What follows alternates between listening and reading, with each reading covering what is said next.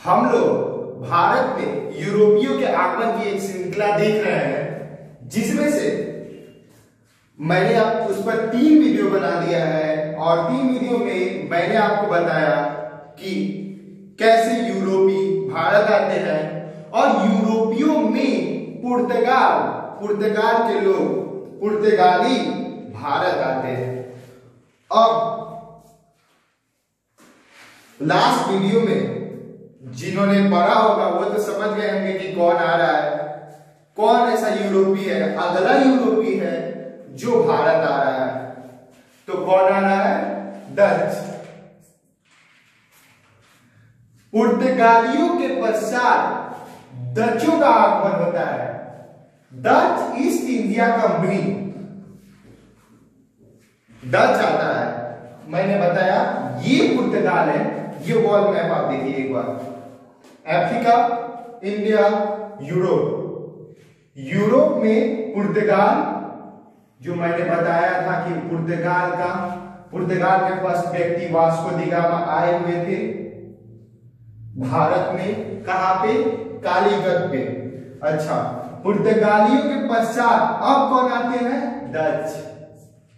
Dutch कहां के निवासी थे तो यूरोपी। कहां के?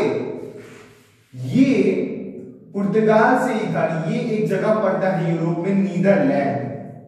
नाम सुना होगा आपने, नीदरलैंड।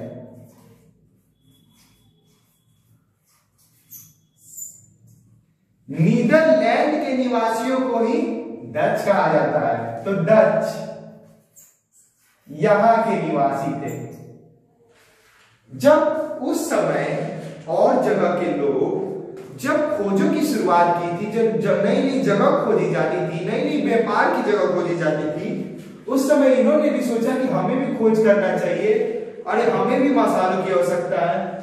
आपको मैंने बताया था कि जो ये यूरोप है, ये यूरोप ठंड प्रदेश में आता है और ठंडी होने के कारण, अत्यधिक ठंड पड़ने के कारण वहां के लोग अधिकतर मांस खाते हैं। ये तो आप जानते हैं।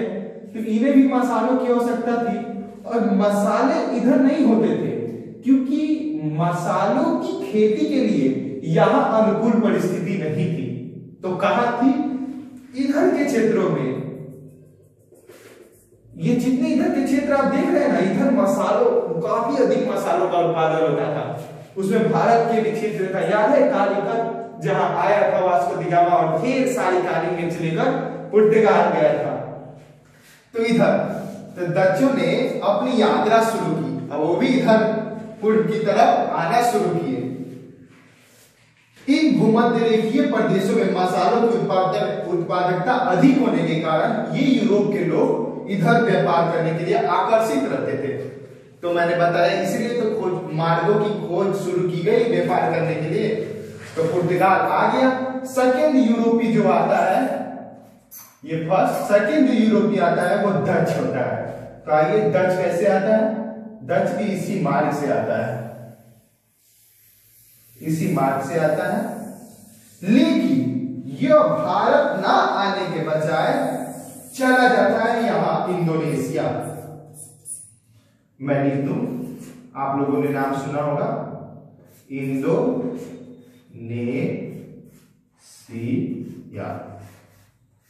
इंडोनेशिया, इंडोनेशिया की कौन सी जगह? सुमात्रा,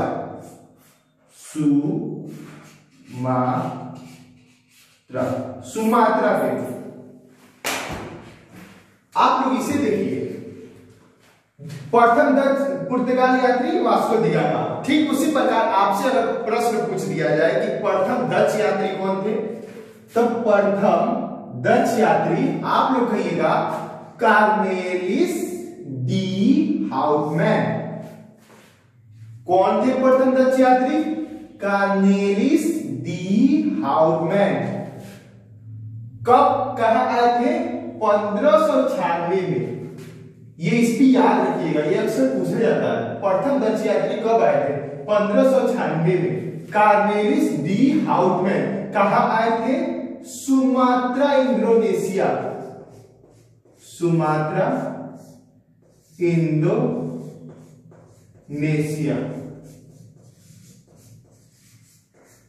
सुमात्रा इंडोनेशिया, ये जगह पे, ठीक है। उसके पश्चात उन्होंने अपना एक कंपनी खोला। आज उनको डच के बारे में बता रहे हैं आप लोग। डच के बारे में आपको अधिक नहीं जानना, जितने सारे फैक्ट है उन्हें सारे फैक्ट लिख दिए हैं। आप बस इन फैक्ट को देखिए, आपका ये टॉपिक कंप्लीट हो जाएगा। डच ईस्ट ये कंपनी का स्थापना करते हैं, Dutch East India Company of Netherland. एक बार और पढ़े, Dutch East India Company of Netherland. अपने जगह का नाम इन्होंने ले लिया। कब? 1602 में। ये भी ऑब्जेक्टिव आपके साथ आएगा, ये भी ऑब्जेक्टिव आपसे पूछा जाएगा। Dutch East India Company of Netherland की स्थापना कब हुई? 1602 ईस्वी में। इंपॉर्टेंट फैक्ट है, याद रखिएगा। अच्छा, आप लोगों ने देखा कि पुर्तगाली जो थे कैसे कैसे कंपनी बना रहे थे, अपना स्थापित कर रहे थे, अपनी फैक्ट्रियां लगा रहे थे। आपने देखा कोचीन में 1503 में, कोचीन में 1504 में, कुन्नूर में फैक्ट्रियां स्थापित की थी। तो क्या ये मानेंगे इधर इंडोनेशिया तो आ गई थी, अब इन्होंने भारत की ओर भी रुख करना शुरू किया। भारत ने अपनी पहली फैक्ट्री खोल दी मसूलीपट्टनम में। जानते हैं ये मसूलीपट्टनम कहाँ है? मसूलीपट्टनम सॉरी यहां है, ये वाला क्षेत्र आप देख रहे हो, ये भारत है, ये क्षेत्र है मसूलीपट्टनम, ठीक है। 1605 ईस्वी में, 1605 ईस्वी में अपनी पहली फैक्ट्री खोली उन्होंने, डच ने। दूसरी कहां खुली? पुलिकत में। जानते हो ये पुलिकत कहां है? पुलिकत यहां पे है।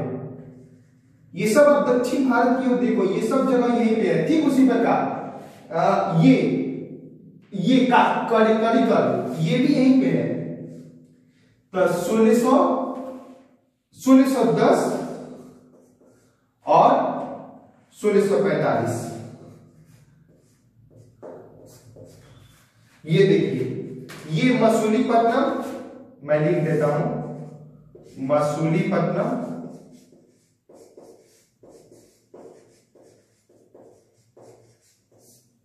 ये जगह है पुलिकत,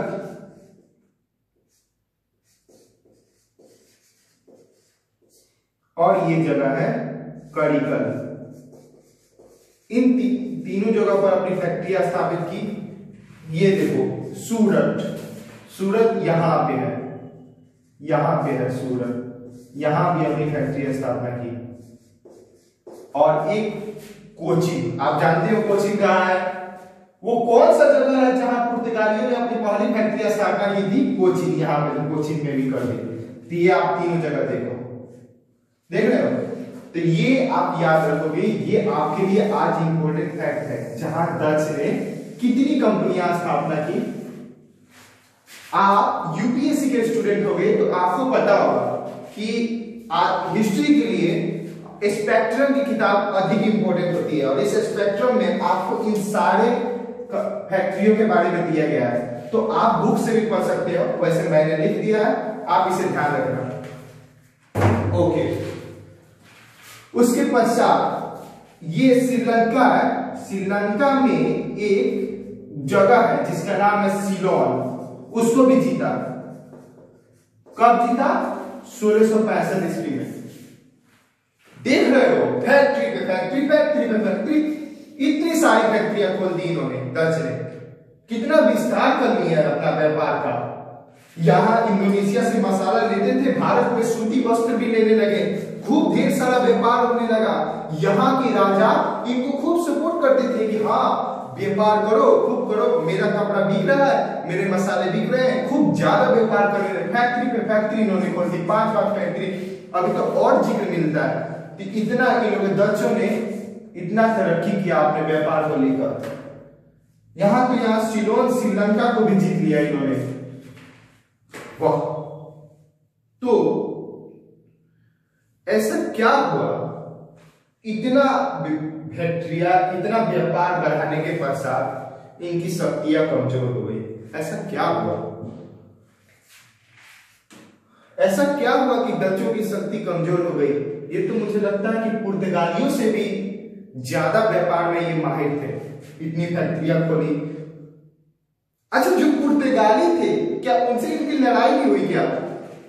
पुर्तगाली तो पहले आए थे यहाँ व्यापार करने।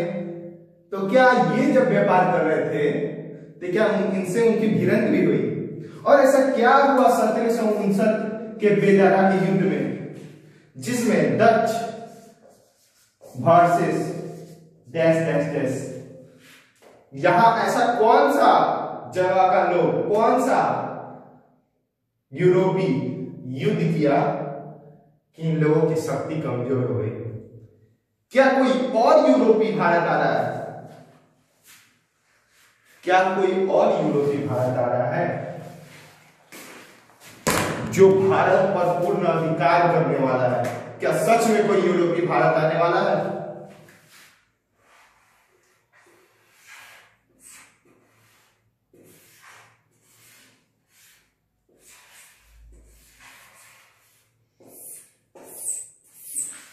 क्या सच में कोई भारत आ रहा है? क्या इस देश के स्थान पर ये बैठेगा और डचों की शक्तियों को छीन कर देगा? क्या ये यूरोपी भारत पर अपना पूर्ण अधिकार कर देगा? क्या ये यूरोपी व्यापार के लिए आएगा और आधिपत्य जमा लेगा भारत पे? जानने के लिए देखते रहिए और स्वयं से अध्ययन कीजिए। Thanks for watching.